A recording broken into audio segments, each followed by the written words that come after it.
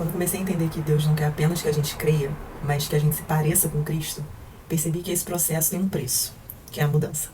E no capítulo 23 de Uma Vida com Propósitos, falou sobre o crescimento espiritual e como Deus usa o tempo, a dor e as escolhas para nos moldar. Em Atos 9 e 10, eu vi isso ganhando vida, em dois homens muito diferentes, mas com o mesmo chamado: ser transformados para que o evangelho florescesse através deles.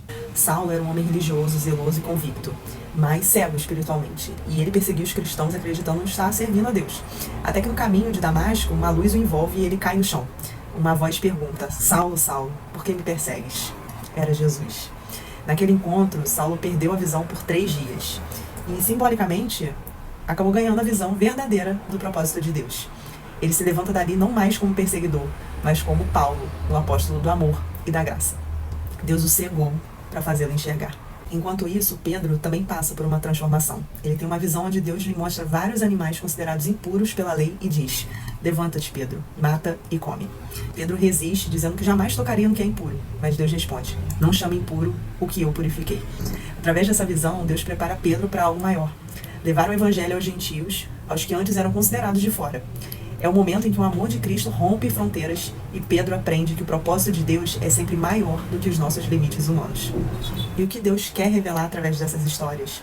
Esses 2 capítulos me mostraram que crescer espiritualmente é permitir que Deus mude nossa visão, direção e coração. Saulo precisou ser interrompido no meio do caminho e Pedro precisou abrir a mente e o coração para algo totalmente novo. E talvez Deus esteja fazendo o mesmo contigo e comigo, interrompendo planos, mudando rotas e derrubando todas as certezas, para revelar um propósito que é maior do que a gente imagina. E crescer em Cristo é isso: deixar de viver segundo o que a gente entende para viver segundo o que o Espírito nos revela. É quando o meu jeito cede lugar ao teu querer. E talvez hoje Deus esteja te chamando para um novo caminho, algo que assusta muitas vezes, que você não entende, mas que vai te aproximar mais dele. Florescer espiritual acontece quando a gente para de lutar contra o que Deus está tentando transformar. Pode ser um relacionamento que ele está pedindo para soltar, uma mudança de direção profissional, ou um comportamento que ele quer te tratar. É desconfortável, mas é necessário. Porque o mesmo Deus que encontrou Saulo na estrada e falou com Pedro em uma visão, também fala conosco. Às vezes através de um silêncio, de uma perda, de um chamado para mudar. E Deus não muda o que você é. Ele revela quem você sempre foi nele. E esse é o verdadeiro florescer, quando a tua voz, o teu olhar e o teu coração começam a se alinhar com o de Cristo. Vamos refletir sobre essas 2 perguntas? O que Deus está tentando mudar na sua visão hoje? Mesmo quando já conhecemos Deus, ainda há partes dentro de nós que ainda resistem ao novo.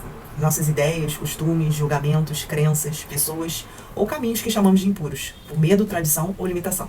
E crescer espiritualmente é permitir que Deus expanda a nossa visão, assim como Saulo se rendeu e Pedro expandiu. Como você pode se tornar mais sensível à voz de Deus, como Saulo e Pedro se tornaram? Talvez deixando de tentar parecer forte e passando a deixar que Deus te ensine a amar, ceder e a mudar. Saulo foi derrubado para se levantar com um propósito. Pedro foi confrontado para enxergar com amor. E nós somos moldados para nos parecer com Cristo. Isso é florescer, substituindo o eu pelo ele dentro de nós. Até o próximo vídeo.